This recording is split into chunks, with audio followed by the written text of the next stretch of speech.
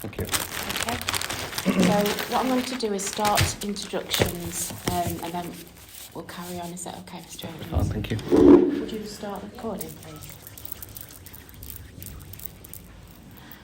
Hello, we're here to discuss a complaint response in relation to Mrs. Heather. Would you like Heather being referred to as Odens? Yes, please, yeah. As Mrs. Heather Odens.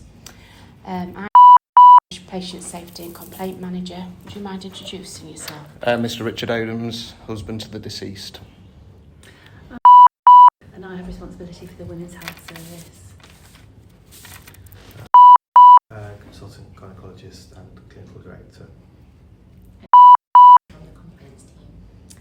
So, I'm going to start off, Mr. Odens. As I spoke to you yesterday, I just want to confirm your right and decision for us not to convey any sympathy or apologies or condolences in regards to Heather. That is correct, because I'm accusing this hospital of the potential death of my wife due to mismanagement of her treatment and also for incurring long and suffering pain to her.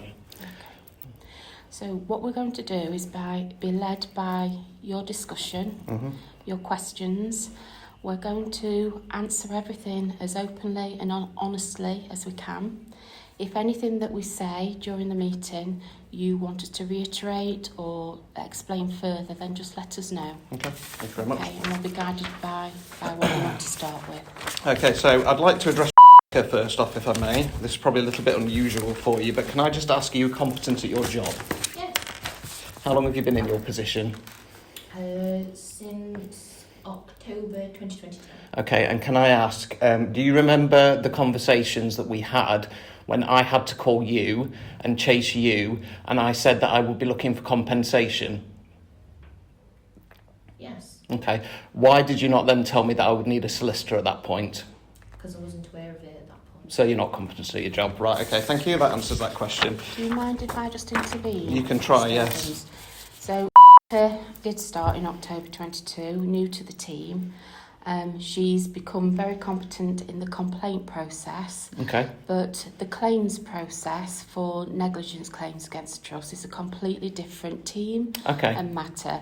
And I will take that on board for training for Rebecca, but it doesn't make her incompetent as her job in terms of a complaint handler. Okay, so yet again it is a system failure within the hospital. I don't believe it's system failure, but I will take it on board that we should have put that into a training plan for Rebecca. Okay. I apologise, Rebecca. It is obviously, in my opinion, an issue yet again with the trust. And two departments don't know how to work together and the system is broken. Okay. Can we refer to the very first page, please, of the medical records, which I believe that you should have? We have, yeah. What's the date on it, please? Well, it's dated the 5th of the 12th, Miss. Funny that, isn't it? You'll have to excuse me, I'm a little bit rattled, so I'm trying to calm myself down the best I can. Yeah. Yes, okay. Can you pass that to who's not medically trained, and can you read that for me, please? It's quite difficult handwriting. Temperature 38 plus, P-A8, Y, BP 129 over 171. Explained it is not good to go ahead with surgery, admit COVID swab, FBC, LFT, URE, IV fluid, ABX2PID.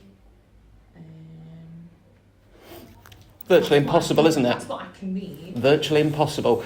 Can I also point out the date at the top, 15th of the 12th, 2022?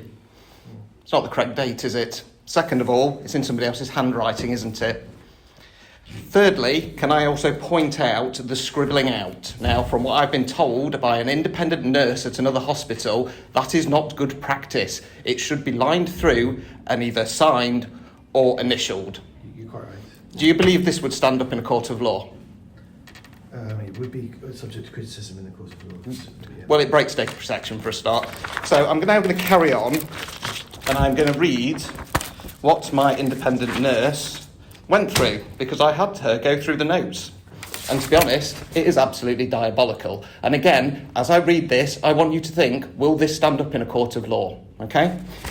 Please bear with me, this is going to take some time. Okay, so number one, the length of time between the scans suggestive of suspicious pathology and diagnosis. A, the first transvaginal scan in which the finding of 21 millimetres endometrial thickening was noted was completed on the 15th of the 1st, 2023.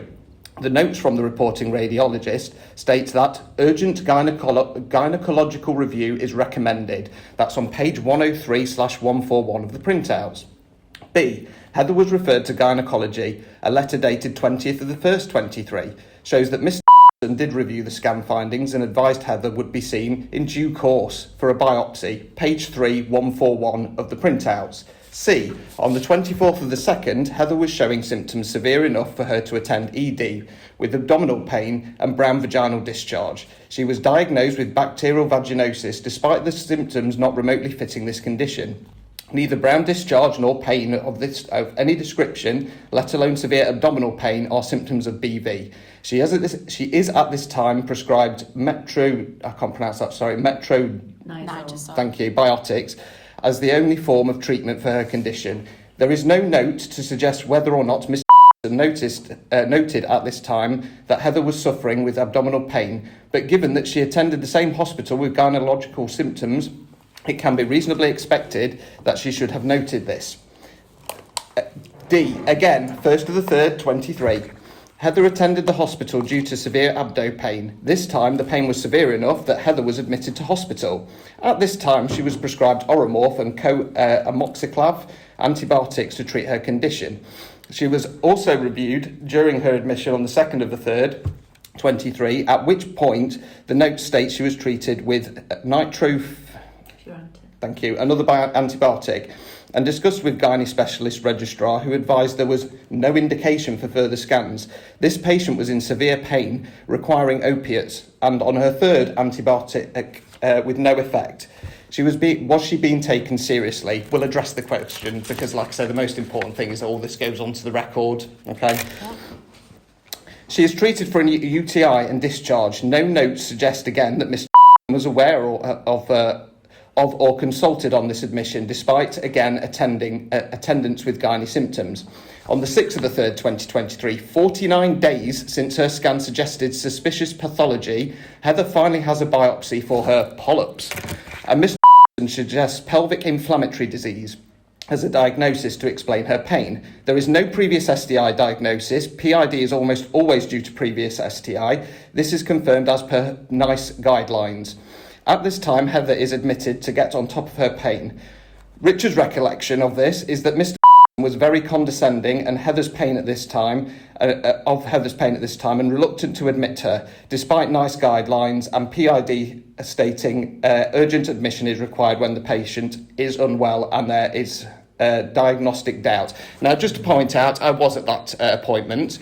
A couple of occasions when we arrived, Heather pointed out that the second A&E doctor had requested a scan.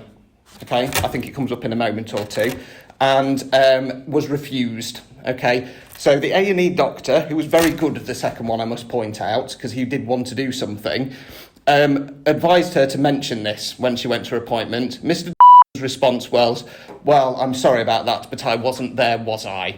His other response when Heather said, "Are you going to remove the polyps?" "No, we don't do that here." And his third response when she was screaming in pain and begging to be admitted was, "I suppose I can admit you if you think it's that bad." Now, as far as I'm concerned, it is a shambles, an absolute shambles that Mr. is not here today. It really, really is. And as far as I'm concerned, and I'm sure you'll disagree, that is an admission of failing my wife. Okay, and it also shows cowardice that he cannot look me in the eye. Can I tell you a bit about it? He's actually not working here anymore. He doesn't work here anymore. Funny that's going to help my cause. Thank you. Let me continue. Like I say, this is going to go on a while, I'm afraid. Okay. F. The sample then takes a further 17 days to reported by histopathology, which may be a normal time frame. And she's asked me to question this, okay, because she says The following report was on the 23rd of the 3rd. It takes 4 days for Mr. to actually review it on the 27th of the 3rd. Okay, so it's 17 days, and then it takes a further 4 days to review it. Okay, that's page 114 of the printouts. G. In the time between the 6th of the 3rd and the 27th of the 3rd, Heather is repeatedly admitted and discharged from hospital and repeatedly scheduled and cancelled for emergency and elective lists for her polyp removal. Reasons for this are stated as pyrexia, and on one occasion, 16th of the 3rd, page 2/29 HCR1, she is cancelled from the list for 20th of the 3rd, 23, with no reason why stated other than IP, inpatient admitted emergency, with the same note stating she is unlikely to get done on the emergency list and therefore placed back on the elective list for the 27th of the 3rd, 2023. Again, we'll be asking why this happened. Surely if she was so unwell she requires opiates to control her pain, as per the note, she should be in emergency. Also, again, there is no notes from Mr. throughout the inpatient stays. Did he review her case? He was her consultant. Why was he not consulted? Did he not review her notes during all of this time? Now we go on to section 2, the way in which Heather's symptoms were managed and how her care was delivered. A. 6th of the 3rd, 23. It is written in the notes that Heather was requesting morphine due to severe pain, but this could not be administered as the nurse was alone on the unit. Brackets, controlled drugs require 2 nurses to administer. It took 40 minutes for morphine to be administered, leaving Heather in severe pain during that time. Now, 40 minutes is ridiculous, but you wait until I get to later on. 40 minutes is going to sound like a blink of an eye. B. Triple swabs were not taken at a diagnosis of PID and not even noted as being needed until the 21:35 on the 6th of the 3rd, 23 by the gynae SHO on call, page 42/99 HCR1. Why was this not requested by Mr.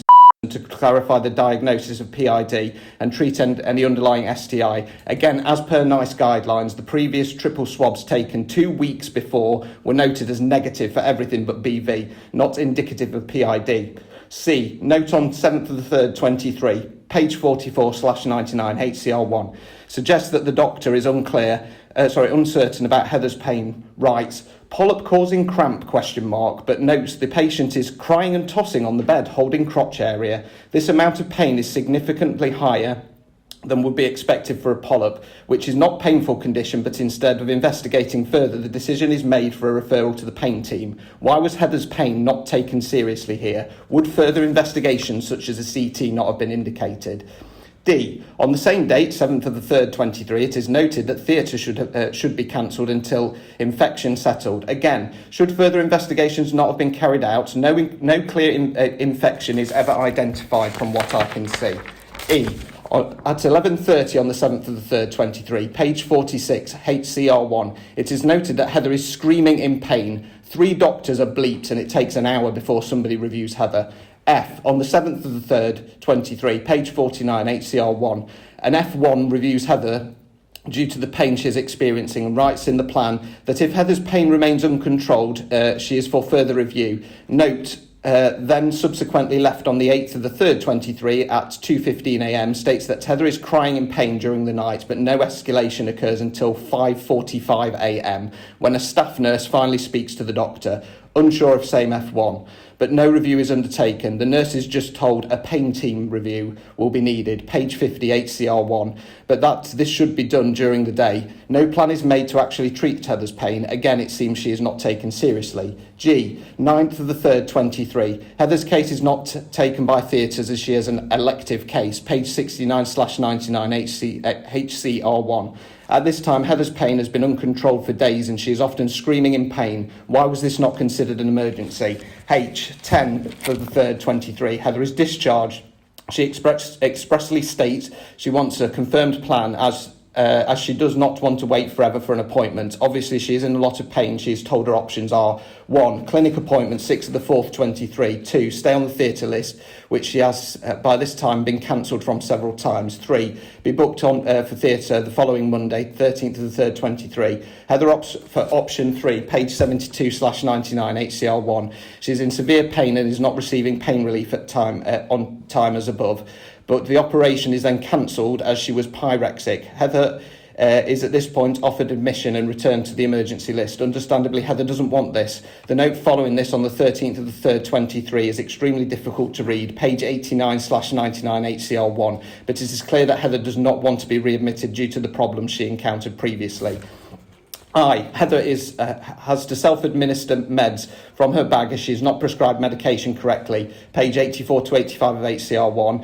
And this is again noted that needs a review from the pain team rather than anyone being concerned that her pain is uncontrolled.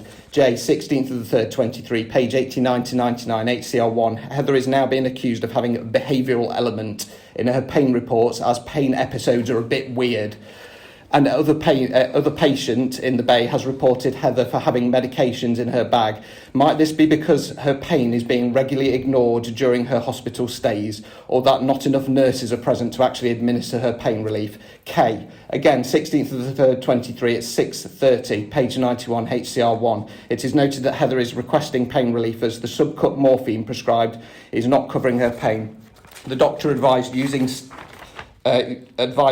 staff to give this, but site advises to hold off, awaiting a call from matron. It is not clear or if the medication prescribed was even administered, as no follow-up note in the records until 10:25 when reviewed by doctor. Was Heather left in pain for 4 hours? 4 hours seems like a long time, doesn't it? Gets worse. Is this because the nurses felt that she was not actually in pain? They'd removed the medication from her bag and there's no concern about overdose at this time. Clear that Heather was not believed about the pain. Where is the empathy? Where is the understanding that a patient's pain is what the patient says it is? Where NICE guidelines on pain management followed her, was everything done to rule out primary cause of pain? Clearly not, as the cause of Heather's pain was that she had stage 3 cancer. In light of this evidential finding, how does the hospital respond to how Heather's pain was managed during this inpatient stay? Do you feel she was treated fairly and without discrimination? 3, frequent inaccuracies and mistakes in note, plus illegible notes within Heather's record, make investigation very difficult. A, first note ineligible and under incorrect date, which we've just seen. This is terrible practice. How can it now be proved when this note was actually left in Heather's records and the handwriting is so poor it is almost impossible to read? Further to this, a scribbled out section, brackets not strike through as recommended for medical notes, close brackets, possibly reads CT something O/E, abdo pelvis. Had a CT been completed on this date, whenever that actually was, could Heather have been diagnosed at this time? Possibly this was 6 of the 3rd, 23, as think this note is by Mr. or admissions following the hysterectomy. I believe that was from her ultrasound, if I'm quite honest with you, possibly, or the first admission into A&E. Probably the first admission into A&E. That date is clearly not right. Somebody has amended that. Somebody has doctored that. Okay? I'm going to carry on. No, I'm going to carry on if I may. Different pen as well, so I don't know if that date's... There's no date on it, I don't think. It's clearly wrong. It's different handwriting, it's different ink, and it's been filled in by somebody at a later date. B. On the 2nd of the 3rd, 23, admission notes, it states Heather is taking haloperidol for a psychiatric condition, page 33/99 of HCR1. This is not the case. It was prescribed for pain. This is suggestive of assumptions being made around Heather's condition, adding to the concerns above around Heather's pain not being taken seriously. C. Multiple scribbles throughout notes on pages 43 to 50 of HCR1. D. Notes ineligible on pages 89 to 91 of HCR1. E. Scribbling again on page 90 of HCR1. I will continue.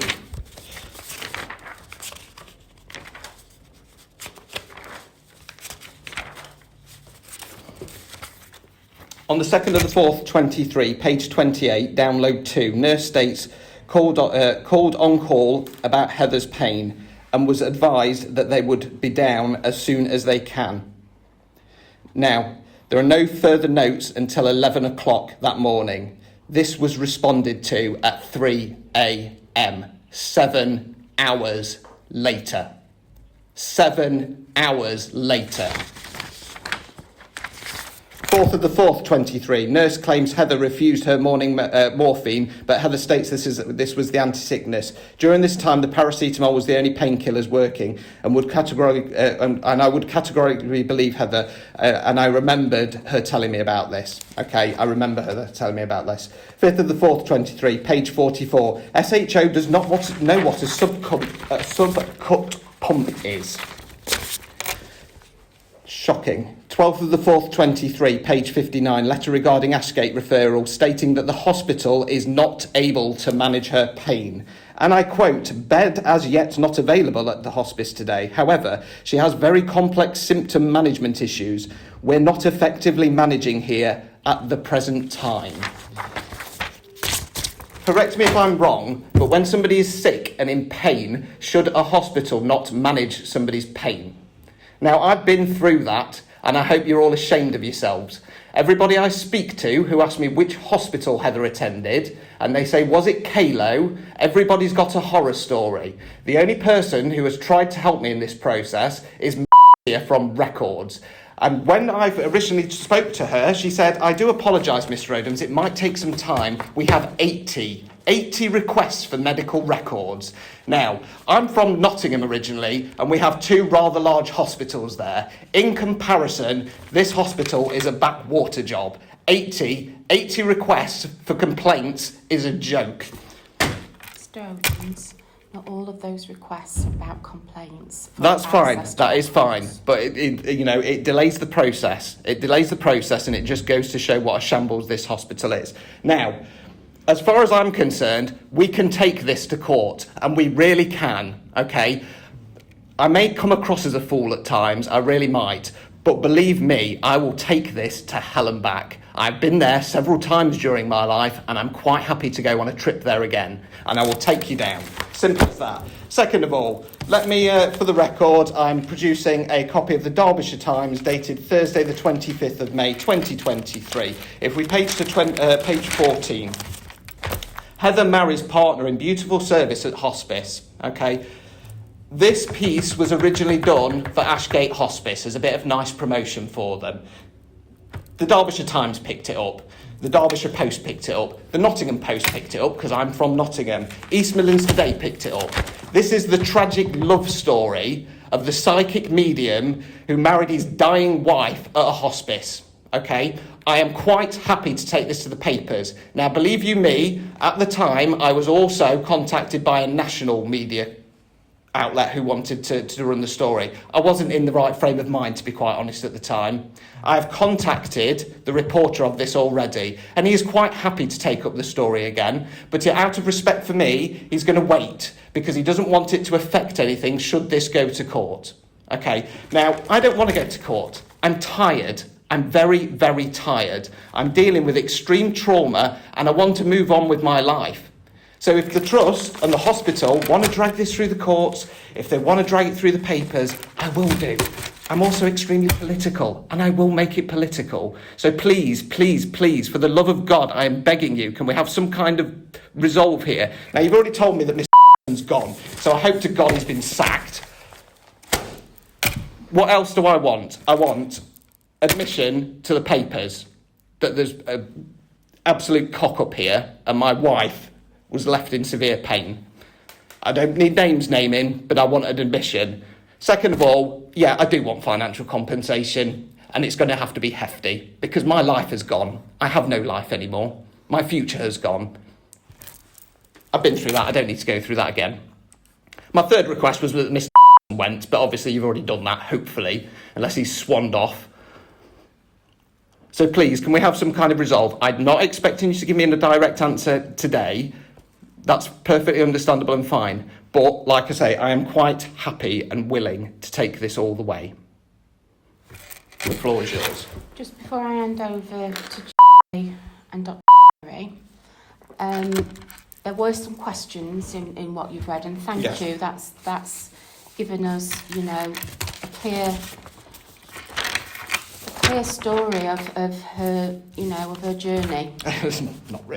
Not really. Okay. But there were some questions in there. Do you want us to respond to those questions? I'm happy to leave the form, to be honest, because, like I say, I'm quite riled up. I do apologise if I've come across quite aggressive, but as you can probably understand from the situation, I'm very angry. I'm very, very angry, and I'm trying my best to hold it together. I'll go through the original complaint, if I may, because that also was full of holes.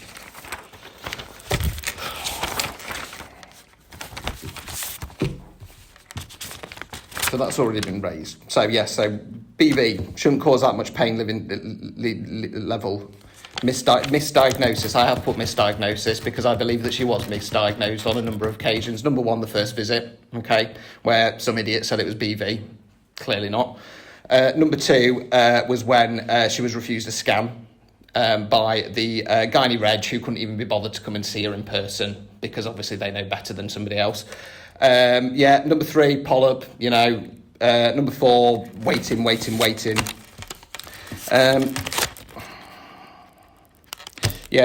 was she refused the scan? Absolutely ridiculous. Shall we start with the first one? Yeah. First question. Why did that doctor put it down to BV? You're probably not even going to be answering it because you're not in ED.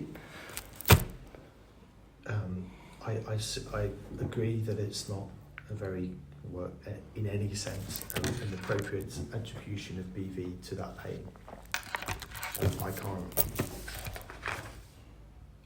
I guess the kindest way to look at it would be that they didn't have a better explanation, but it certainly doesn't explain the pain that had happened. No, it doesn't. Why was she refused a scan, and why did that reg not even bother to go and see her? What's the date on it? That was on the 2nd of March 2023.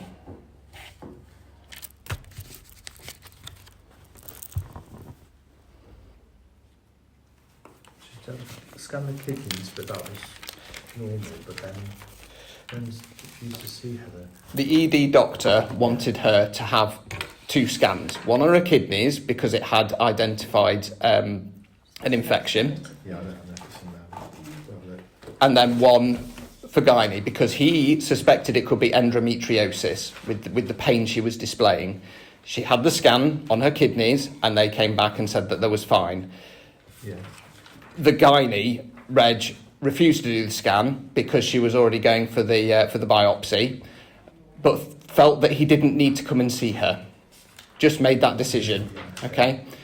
Now, that ED doctor actually told Heather to go to the GP the following day to book an urgent scan because he knew that it would needed doing, basically.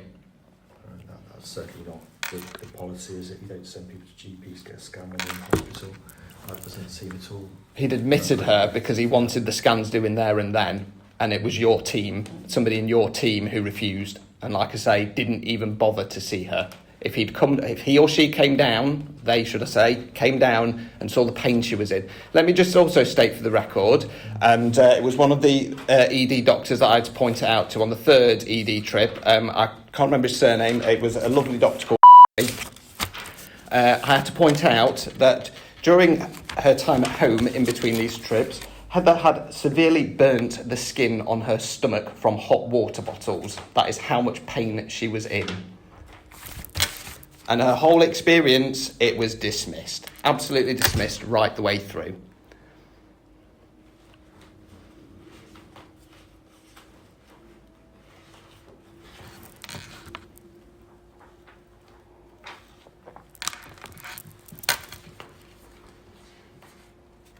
Is it in the bit before this bit? Second of March.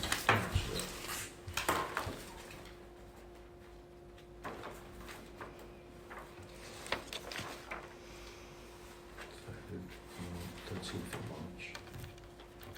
6th of April.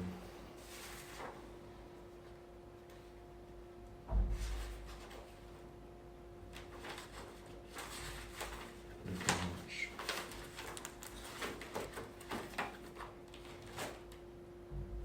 Second of March. So got the medical bit in, is it?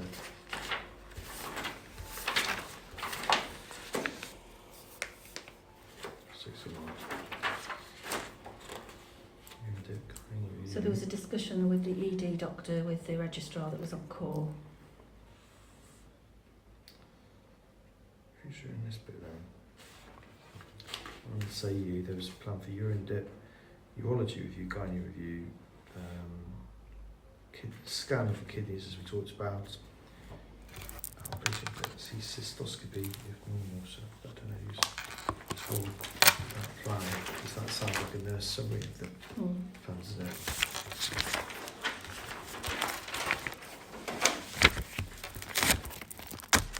I can read the statement from who's written me this letter, if you like, because it clearly states on there. It says, Miss has assessed Heather's blood results, which were normal, and can confirm that ultrasound taken on Heather's kidneys was reported as normal. On 1st of March 2023 at 22:13 hours, Heather re-attended the emergency department with her previous symptoms, abdominal pain and back pain. Follow a full clinical review at 5:49 hours on the 2nd of March 2023. The primary impression was acute, can't pronounce that, sudden severe. Thank you. Sudden and severe inflammation of the kidneys. This was based on Heather's urine sample, which was indicative of urine infection. This was considered likely despite the normal appearance of the kidneys because an ultrasound scan does not rule out infection. Miss noted that the plan was to transfer Heather to the Surgical Assessment Unit, SAU, for antibiotics and fluids, both to be administered intravenously via her vein. Miss can see from Heather's medical notes that at 8:05 hours, the gynecology team did consider her case with a registrar discussion. Miss would like to apologise. The team did not physically review Heather face to face, but has assured me the registrar reviewed all available information, including a review of Heather's history, presenting complaint, current working diagnosis and blood results. It was judged that no value would be added by a face-to-face review. This is the second entry that discussed the gynae reg on call.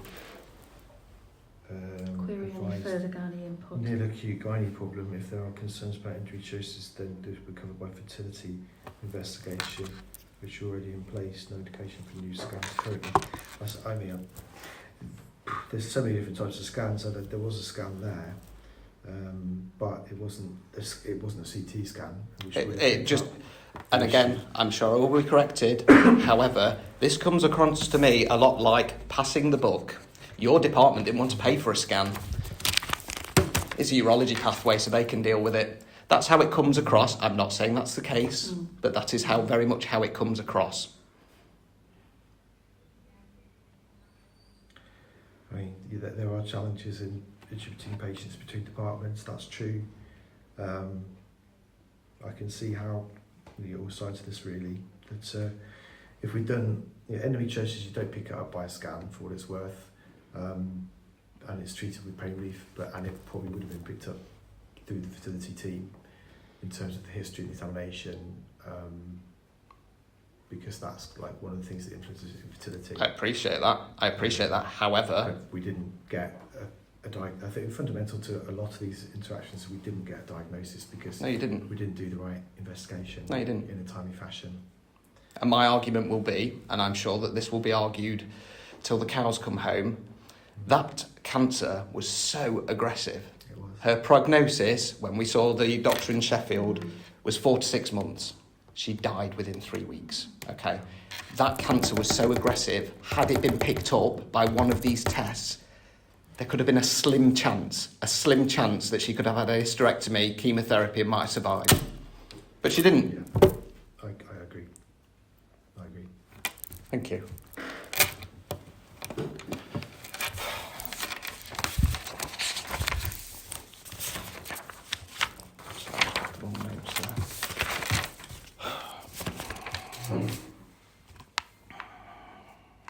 I mean, it's just all the same thing. It's just all the same thing.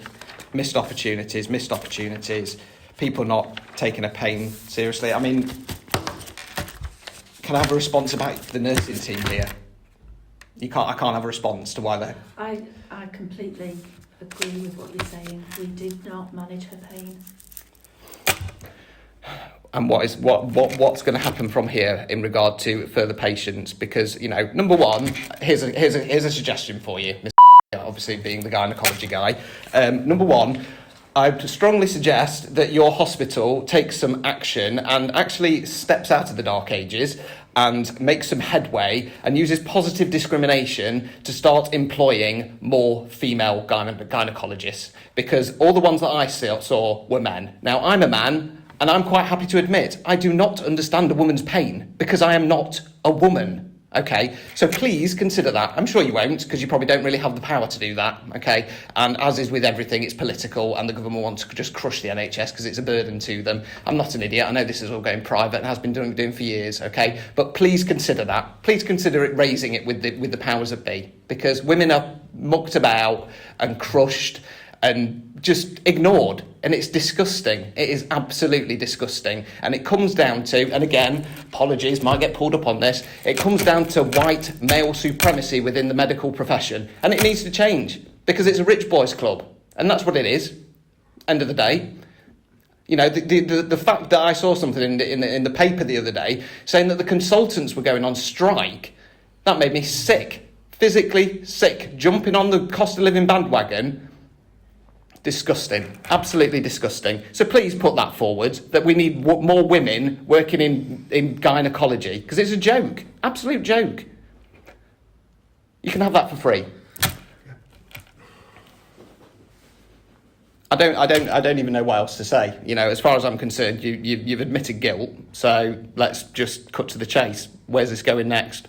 Where's the resolve? Or do I have to piss about getting a solicitor?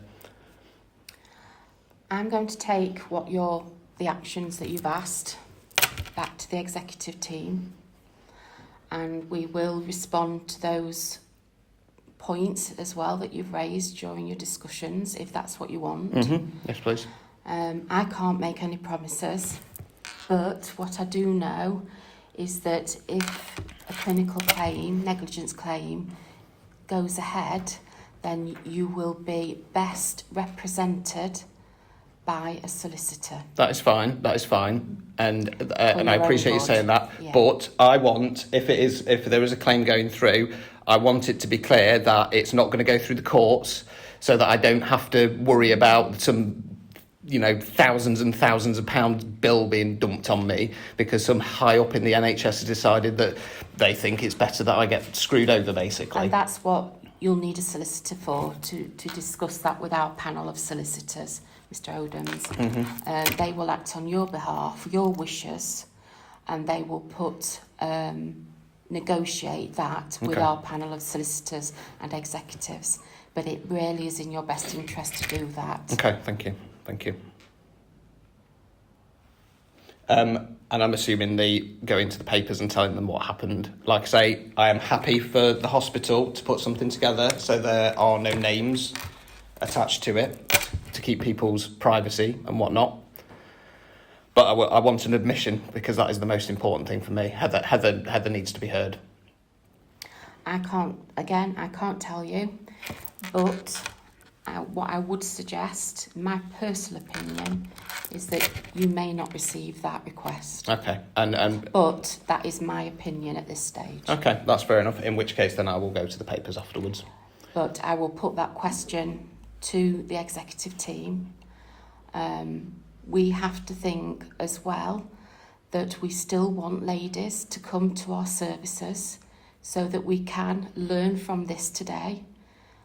Not just today, but, you know, everything that's happened for Heather, so that we can get it right. That's what you've asked for, no other ladies. Yeah, and I appreciate that. However, what you need to first do is not keep it quiet.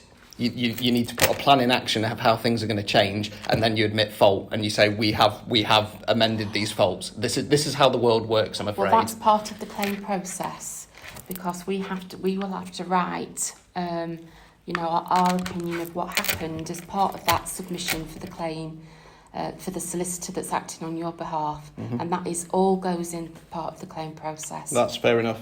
Just be advised then that I will be getting the most cutthroat solicitor I can afford. And I will be. Simple as that.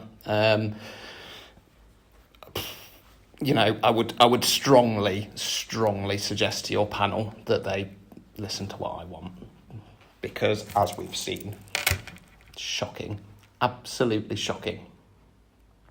And I want it fed back as well that from Records has done a fantastic job, an absolutely fantastic job. I work closely with here and I'll pass that on to her. The second ED doctor was fantastic, and the third ED doctor as well. Like I say, I don't know the second doctor's name. The third doctor was something or other. Okay. How long are we looking at for some kind of response? Because like I say, I want to put this behind me. It is the last thing in my life that I want to close, and I want to move on with my life. I'm going to have to put that to Mr. Geary and Julie in terms of the response to the questions that have been raised that is, you know... I guess I need to understand what closure would look like for you.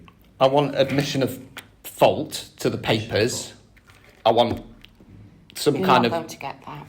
Fine. Well, like I say, I'll discuss with my solicitor then, and then I'll go to the papers and I'll rip you all to shreds. Simple as that. But let us respond formally to the question you've asked.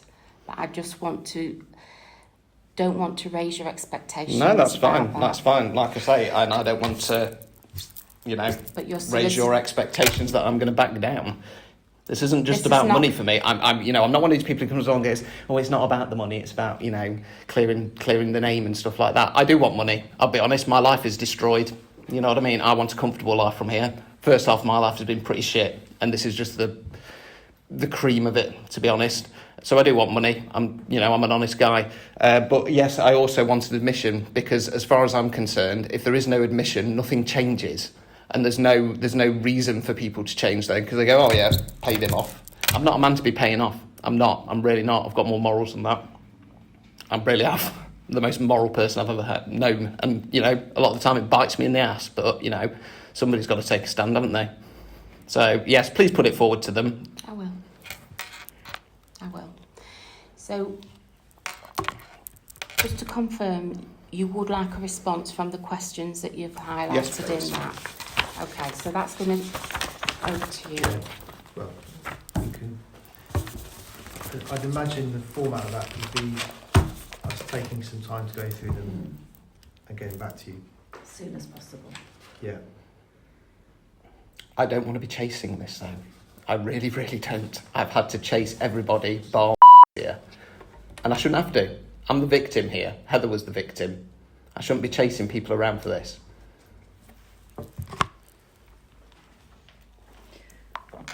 Three.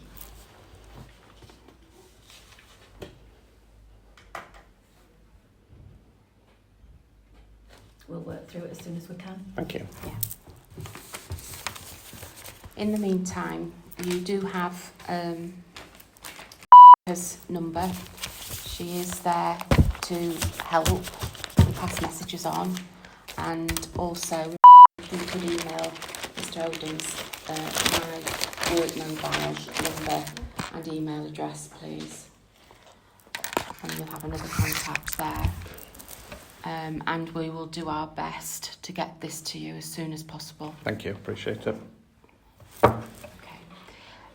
Is there anything else you want to say today? No, thank you for your admission. It was